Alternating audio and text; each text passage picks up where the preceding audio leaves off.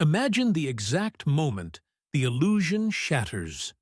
You are standing in the grandest private drawing room of Buckingham Palace, directing a commercial documentary crew to capture your carefully curated royal legacy, only to have the heavy palace doors swing open. A senior royal protection officer steps into the frame, politely informs your director that their security clearances have been immediately revoked, and begins escorting the entire production team toward a poorly lit side door exit normally reserved for external maintenance staff.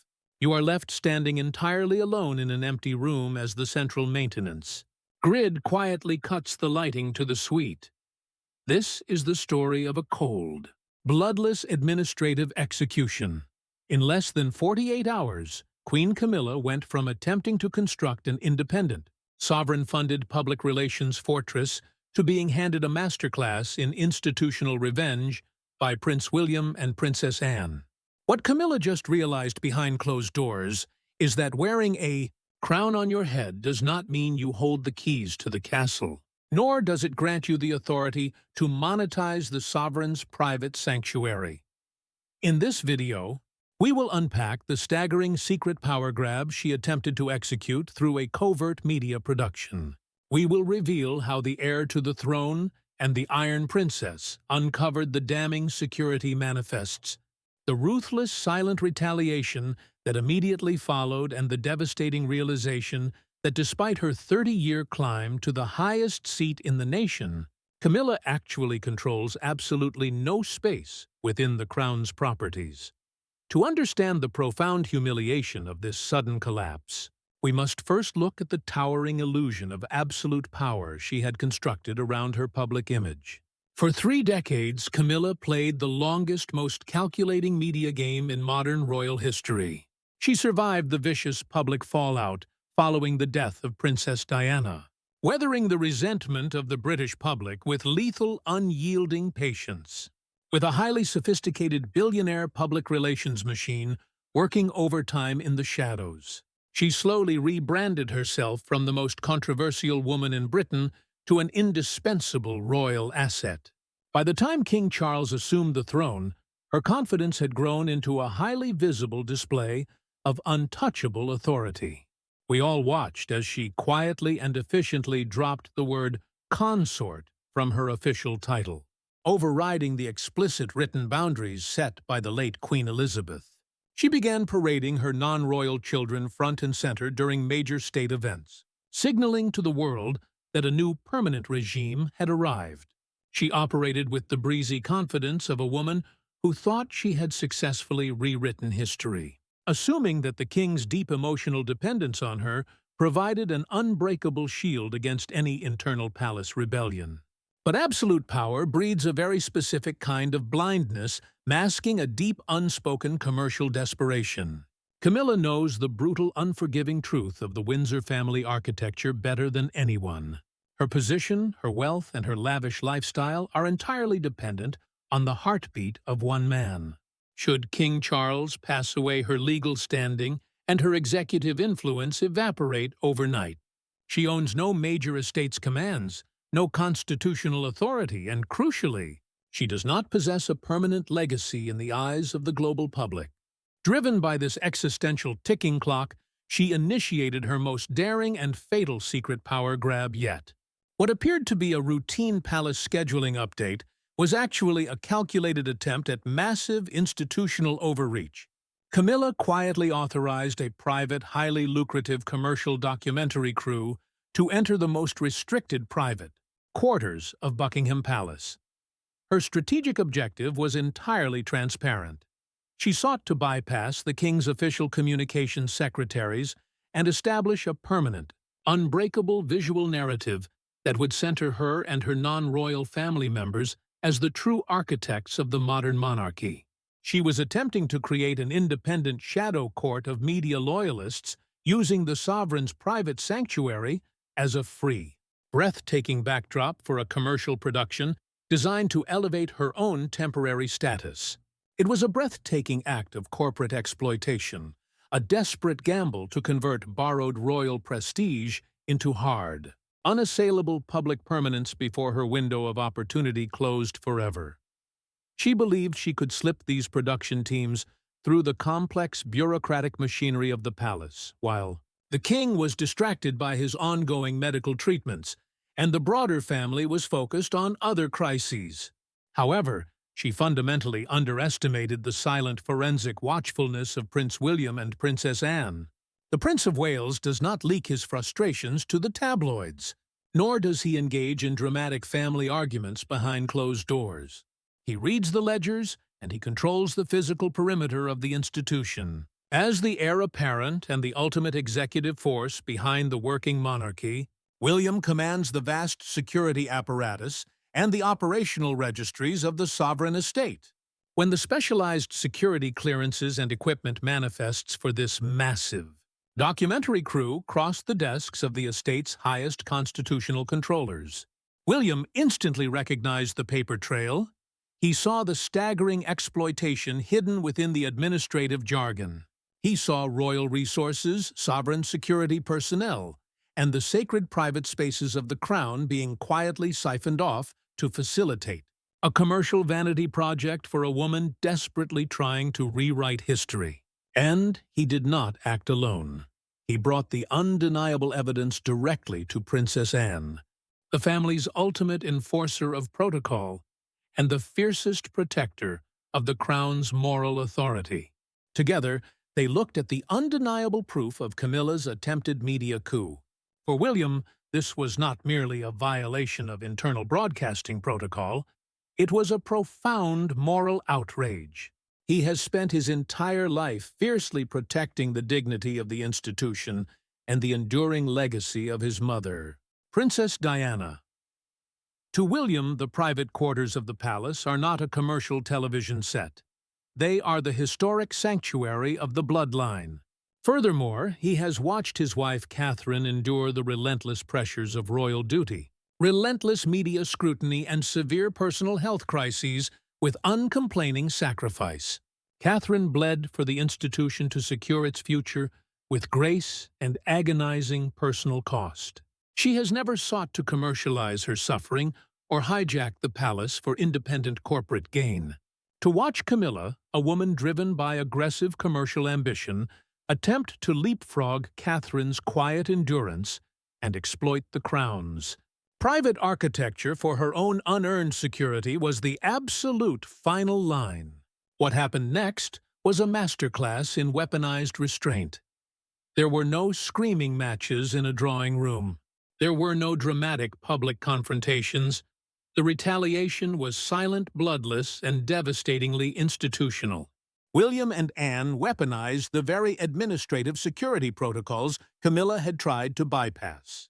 Working in absolute synchronization, they invoked the strict, unyielding bylaws of the royal household's internal security division, a framework where the authority of the immediate heir and the senior institutional trustees remains absolute and unquestionable. They quietly issued a sweeping counter-directive that completely overrode the authorizations from Camilla's private office. The security clearances for the entire documentary production team were nullified overnight. But the true strike came directly from William's absolute control over the physical estate. The trap snapped shut on a seemingly normal Tuesday afternoon, just as the documentary director called for the cameras to roll in the designated reception room. Without a single raised voice, a coordinated team of senior protection officers entered the suite. They did not address the Queen Consort. They spoke directly to the production manager, informing him that they were trespassing on restricted sovereign property. The visual humiliation that followed was forensic proof of shifting power. The crew was forced to pack up their equipment under armed supervision and was methodically escorted out of the palace not through the grand ceremonial gates, but through a narrow, highly restricted side door used exclusively by external contractors and maintenance staff. To ensure the message was permanently received, Central Estate Management remotely deactivated the power grid to the specific drawing room Camilla had attempted to commandeer, citing routine structural maintenance. Standing in the sudden dimness of her private suite, watching her multi-million-dollar public relations strategy march out the back door. Camilla realized with terrifying clarity that her power had been completely stripped. The physical doors were locked, her media staff was neutered, and the glittering illusion of her absolute supremacy was collapsing in real time. She was trapped in a palace filled with unimaginable grandeur. Suddenly realizing she did not have the constitutional authority to control a single light switch. Panicked, isolated, and utterly humiliated by the surgical precision of the strike, she retreated to her private quarters to make the one phone call she believed would save her. She reached for the phone to call King Charles, expecting the man she had controlled for decades to crush this rebellion. The phone call from Camilla's private quarters lasted less than 3 minutes, but it contained the psychological climax of a 30-year campaign for supremacy.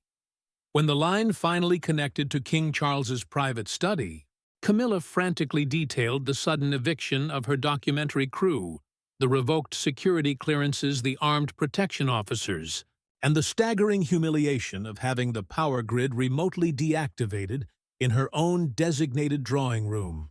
She fully expected the monarch to rage. She expected the man who had torn his own family apart to marry her, the man who had spent decades demanding that the institution bow to her presence, to immediately summon his heir and demand the palace doors be reopened to the cameras. Instead, what she heard on the other end of the line was a hollow, devastating silence. Charles did not yell. He did not promise a sweeping palace counteroffensive to restore her public relations team. He simply offered a quiet, defeated sigh, acknowledging that the physical perimeter of the sovereign estate and the internal security divisions of the royal household were now operating under the absolute authority of the Prince of Wales. He quietly whispered that there was nothing he could do. That specific moment of royal silence represents a contradiction that changes the reading of everything. For decades, Camilla had operated under the absolute certainty that King Charles would burn the world down to protect her from consequence. But in the twilight of his transitional reign, confronted with the unified forensic front of Prince William and Princess Anne, Charles made a cold, pragmatic surrender to the realities of his own mortality. A king's ultimate duty is never to his spouse, but to the permanent survival of the line. To challenge his heir over an unauthorized commercial television production, especially one that exploited the crown's private sanctuaries, would mean triggering an institutional civil war that his reign simply could not survive. Charles understands that he relies completely on William's financial and public stability, and he owes a profound moral debt to his sister Princess Anne for holding the family line. He looked at the chessboard and chose the survival of the crown over the corporate ego of his wife. His silence was not just a lack of action. It was the ultimate emotional betrayal, a devastating confirmation that when the institution is threatened, Camilla's independent ambitions are entirely expendable. This sudden isolation brings us directly to the staggering reality of Camilla's commercial desperation. When we look at the British monarchy from the outside, we see historic palaces, golden carriages, and sweeping displays of deference. But the underlying truth of the institution is a strict, unforgiving corporate hierarchy based entirely on constitutional precedent. The physical architecture of Buckingham Palace, Windsor Castle, and the surrounding grace and favor properties are not personal playgrounds. They are sovereign entities managed by a strict set of operational bylaws. Camilla actually owns nothing within those reinforced stone walls. Her personal wealth, independent of what Charles can legally gift her from his highly restricted private funds, is practically non-existent in the context of royal billionaires. Without the king actively forcing the institutional doors open for her, she is immediately reduced to a temporary tenant of the crown. She possesses no constitutional power to grant permanent broadcasting rights, and she holds no legal authority to commercialize the sovereign's history. She initiated her secret documentary precisely because she was terrified of this exact scenario. She tried to embed her own public relations narrative into the permanent historical record before her window of opportunity slammed shut forever. But William cut the power grid, and Charles refused to turn the lights back on. By marching her media team out the side door, William and Princess Anne executed a public demonstration of structural reality. They used the strict security bylaws of the estate to remind Camilla that she is merely a guest within the royal apparatus. The rooms she wishes to film in and the administrative levers she desperately tried to manipulate all belong to a system that William now firmly controls. With Camilla's covert strategy completely dismantled, a quiet but profound restoration began taking place inside the palace, culminating in a visual shift that the court will never forget. Just days after the documentary crew was expelled, the power dynamic shifted drastically through the highly coded visual language of the institution. The official palace communication channels, now heavily insulated by William's executive oversight, released a deeply moving, highly controlled photographic portrait of Catherine, Princess of Wales. This image was not shot by a commercial television crew, but by the royal household's historic archivist. It featured Catherine quietly returning to her duties, radiating a refined, untouchable grace. That detail matters immensely. In the highly scrutinized world of royal maneuvering, visual placement and authorized media are the ultimate currency. To have the Princess of Wales step into the light through official sovereign-sanctioned channels, while the Queen Consort's private media apparatus sat entirely paralyzed, was a bloodless, devastating rebuke. It communicated a clear message to every politician, aristocrat, and media executive attempting to broker backroom deals with Camilla's office. The era of unauthorized institutional commercialization had been terminated. While Camilla was desperately reaching for permanent relevance through television tricks and unauthorized access, Catherine was effortlessly securing the future of the monarchy. Catherine did not need to hire a production company to document her importance. She had earned her absolute centrality through the quiet, uncomplaining sacrifice that defines true royal duty. The public, and more importantly, the institution, recognized the staggering difference between a woman driven by corporate ambition and a woman who has endured severe personal trials with dignity. What Prince William and Princess Anne achieved was a masterclass in weaponized restraint. They did not leak scandalous stories to the press. They did not publicly embarrass the king. They used the very system Camilla tried to exploit, to silently strip her of any real authority beyond her ceremonial title. They reminded her that a crown is just a hollow piece of metal if they, permanent architects of the institution, refuse to grant it a platform. The illusion of absolute power has finally shattered. The long game has been played, and the trap has definitively snapped shut. As the British monarchy prepares to cross the threshold into its next era, Camilla is being forced to watch the future unfold from the outside looking in. She may continue to sit on the throne today, smiling for the cameras and waving during state processions, but she is presiding over an entirely empty empire. The security clearances are revoked, the cameras are gone, and her ultimate institutional reckoning has already been executed in the absolute silence of the palace corridors. If you found this deep dive into the hidden power dynamics and silent retaliation of the royal family insightful, make sure to subscribe and leave a like on this video. Let us know in the comments how you think the institution will look when Prince William finally takes full control of the Crown's media operations. Thank you for watching, and we will see you in the next breakdown.